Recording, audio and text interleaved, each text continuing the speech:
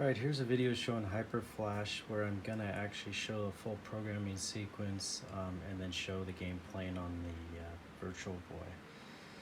So here is Waterworld, which was already loaded. I got power plugged into my computer, so I'm gonna go ahead and hit these long press on the back.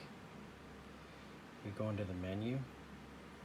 I'm gonna go ahead and select a game that I know has a little bit shorter programming time, just for to help with the length of this video. So let's do Space Invaders.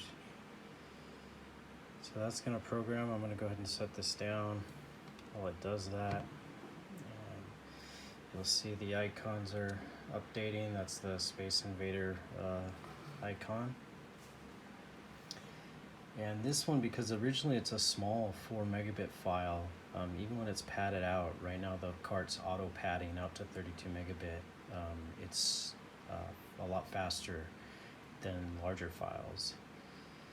And the icons aren't linear, it depends on what the cart's doing, and you'll see that. So now it's gonna flash, it's in the last bit.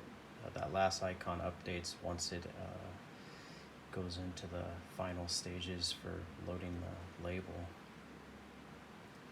So there's the Mumphy Space Invader label. So I'll go ahead and unplug this. And you see it's retained. And let me see if I can do this nicely in this video or not. But here's my VB. I'll go ahead and take this cart. You'll kind of see it in the bottom here. Plug it in. Let's see if I can do this nicely. There we go. Okay. Let me see if I can move this in so you can see it. There you can, it's not great image, but you can see and hear that Space Invaders is running. You can see I'm moving things. And that you'll recognize. Apologize for the glare. So we'll turn that off. That's Space Invaders. We'll go ahead and pull that out. I'll put HyperFlash back on the table. And we'll go ahead and plug it back in. And now I'll program another one. And let's do, I don't know. We'll do Space Squash. It's also another smaller file version. So I'll set that down, let it program. Sorry, my staging should be a little better here, but so that's the icon for Space Squash. It's a checker pattern you'll recognize from the game. That first icon pops up, the very first block, when the erase cycle finishes.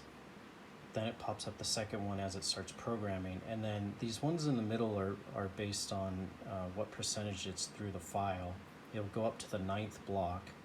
And then the 10th block pops up right when it comes to the end of programming and it's ready to flash the labels.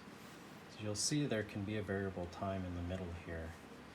Some of that has to do with how many FF data points are in the flash file, which are ignored and skipped, and they're faster to program.